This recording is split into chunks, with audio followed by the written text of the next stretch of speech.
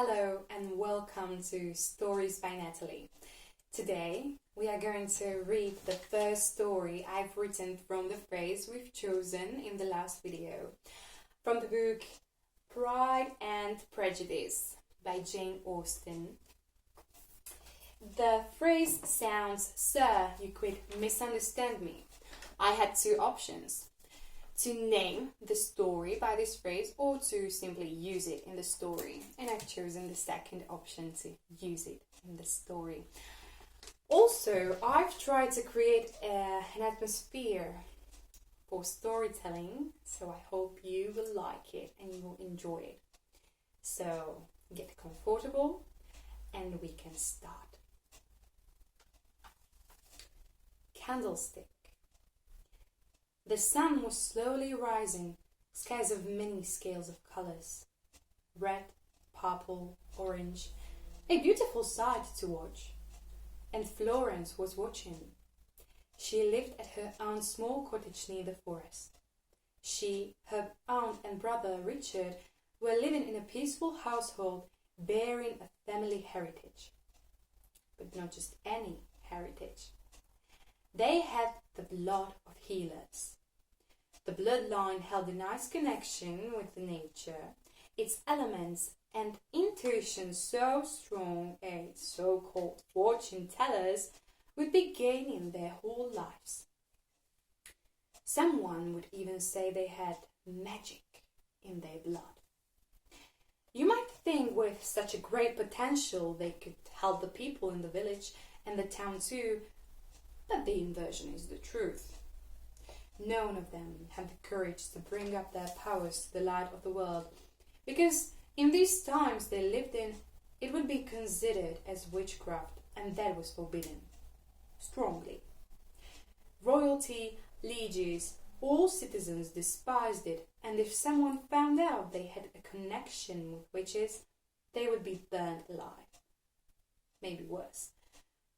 No mercy, no excuses, no pardons. So they kept the family bequest secret, only they knew. Herbs were helping them with daily occupations, illnesses, and with making the best tea ever done. Nature and elements itself were helping them too. If they needed fire, no problem. A small prayer and the fire was brought. If the wind was required, a small prayer needed to be spelled, and voila, the wind blew the way they wanted.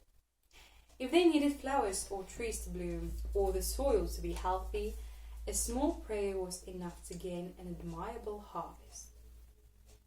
From the start of the day, Florence felt that today was different, but she couldn't find out in what.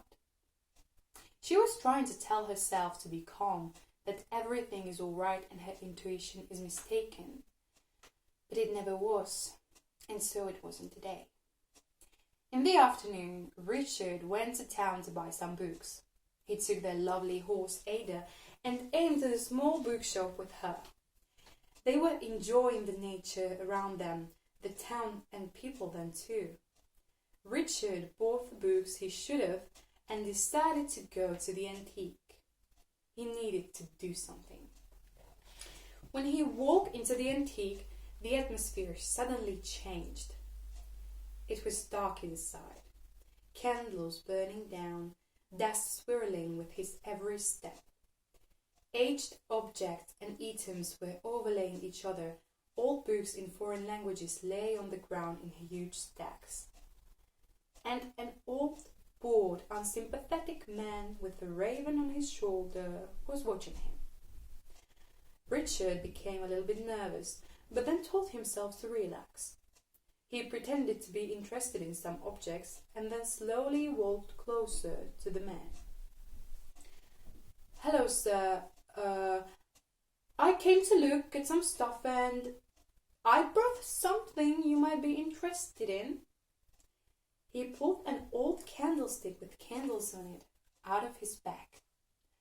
When he was 5, his father gave it to him with the words, "Your grandfather created it with his bare hands and magic.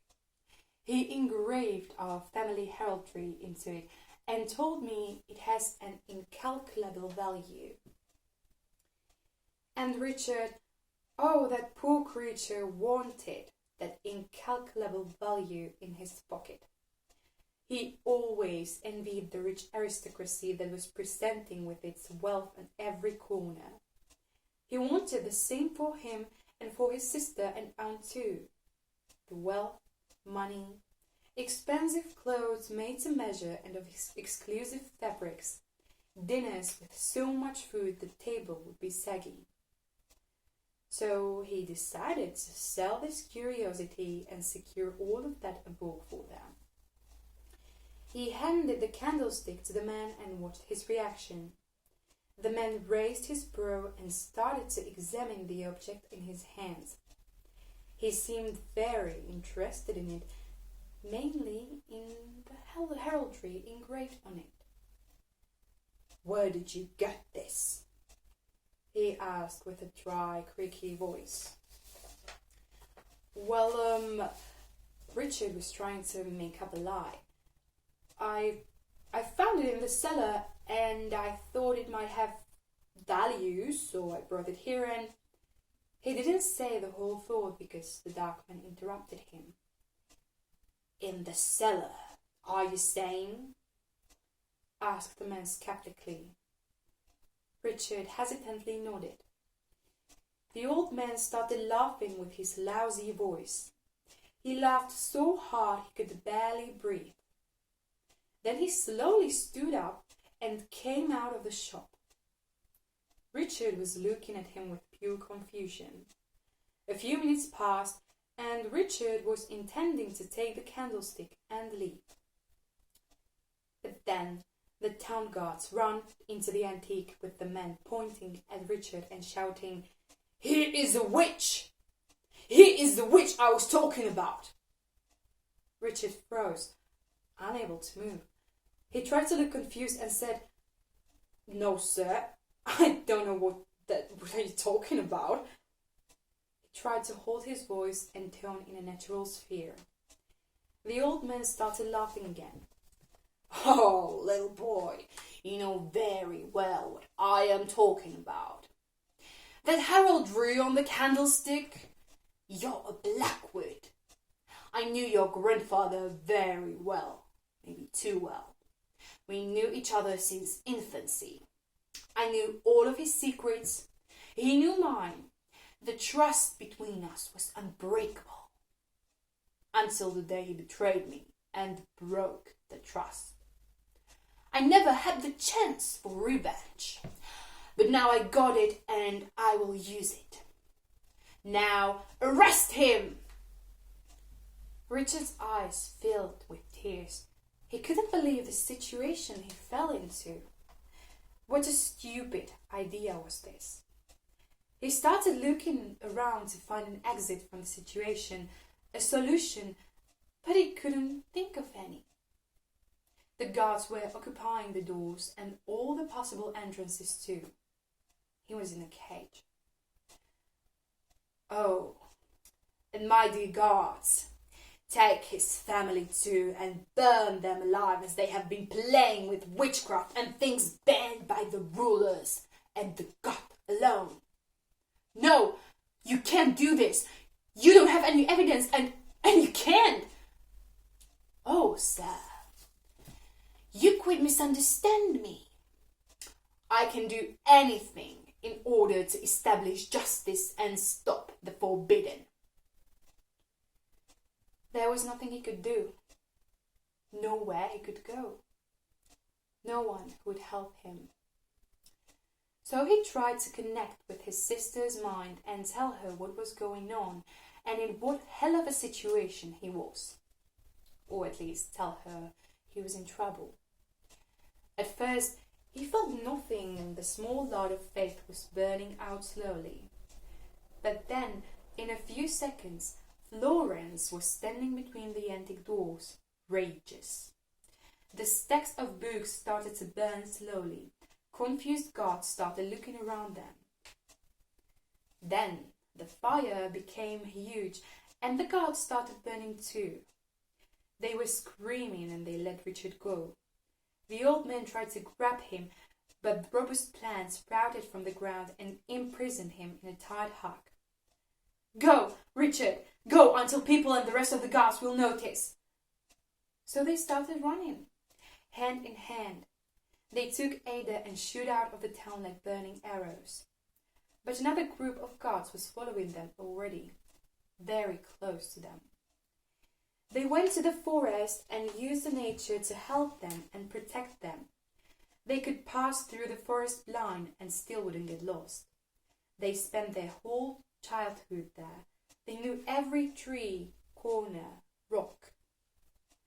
They were almost near a river that was wild and soaked with dark magic. The river of Tabitha, an old witch with no heart and soul either. She poisoned it with her darkness to catch victims for her rituals. So they tricked the gods and made them fall into the river in order to save their lives. It was breaking their hearts knowing the river and Tabitha will kill them, but the self-preservation was stronger. They simply had to do this. The gods fell from the rock to the river, and the river took them, pulling them down to her dark depths the second they fell there. Tabitha will be thrilled. Florence and Richard stopped, trying to calm each other, both of them out of breath. Their hearts were wildly beating. They lay to the ground, thanking the nature for help and for the fact that they are alive. It was weird.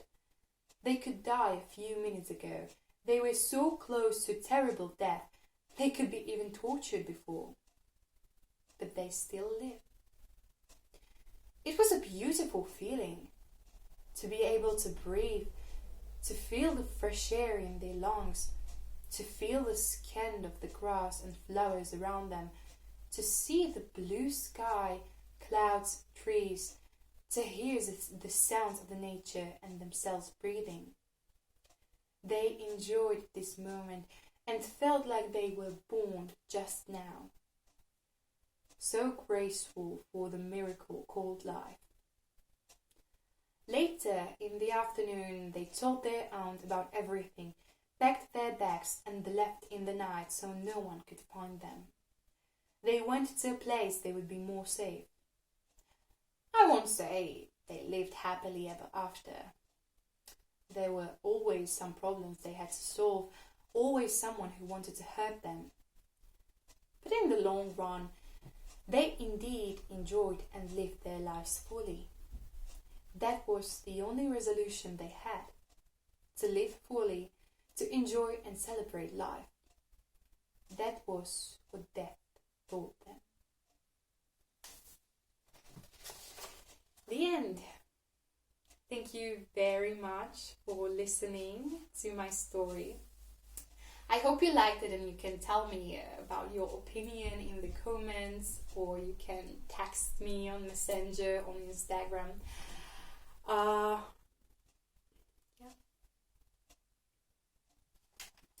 Also, I would like you to subscribe if you liked the video and the story, because there will be more.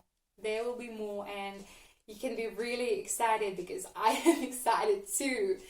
What will be in the future, and the next story will be from the phrase we've chosen from the book Frankenstein.